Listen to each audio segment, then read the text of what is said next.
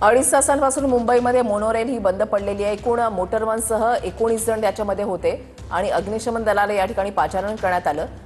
प्रवाशांना सुखरूपपणे बाहेर काढलेलं आहे आणि तांत्रिक अडचण दूर करण्याचे प्रयत्न जे आहेत ते केले जात आहेत। तांत्रिक कारणामुळे चेंबूरकडे जाणारी मोनोरेल ही बंद पडली आहे। कृष्णा सोनरवाडकर आमचे प्रतिनिधी या संदर्भातली अधिक माहिती देतील। कृष्णा, सध्याचे अपडेट्स।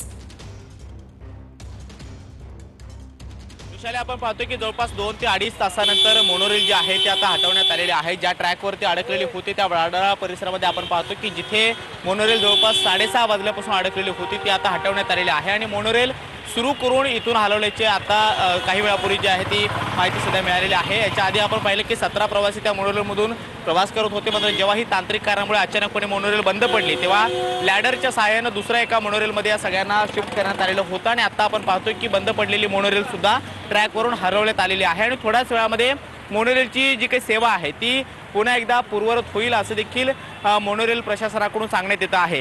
याच्या आधी आपण पाहिलं की सकाळी जेव्हा मोनोरेल अचानकपणे बंद पडली तेव्हा अग्निशमन दलाला पाचारण करण्यात आलेलं होतं, मात्र अग्निशमन दलाची मदत मोनोरेलला घ्यावी लागलेली नाहीये, कारण त्यांची एक लॅडर होती। त्या लॅडरच्या सहाय्याने दुसऱ्या ट्रॅकवरती अजून एक मोनोरेल बोलवण्यात आलेली होती आणि सगळा 17 प्रवाशांना आणि जे मोटरमन होते त्यांना सुद्धा दुसऱ्या मोनोरेलमध्ये शिफ्ट होता आणि आता आपण पाहतो की बराच वेळापासून त्यांची टेक्निकल टीम जी आहे ती मोनोरेलला दुरुस्त करण्याच्या प्रयत्नामध्ये होते आणि अखेर मोनोरेल सुरू झालेली आहे। मोनोरेल जिथे बंद पडलेली होती तिथून आता हटवण्यात आलेली आहे, त्यामुळे थोड्याच वेळामध्ये मोनोरेलची जी काही सेवा आहे ती पुन्हा एकदा पूर्ववत होणार असल्याची माहिती सुद्धा मोनोरेल प्रशासनाकडून देण्यात येते आहे।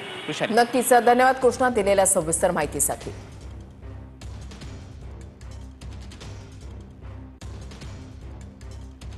2.5 तासाच्या नंतर मोनोरेल जी आहे ती सुरू झाली। टेक्निशियनने ही मोनोरेल जी आहे ती सुरू केलेली आहे आणि आता ही मोनोरेल या ट्रॅकवरून हटवण्यात आलेली आहे।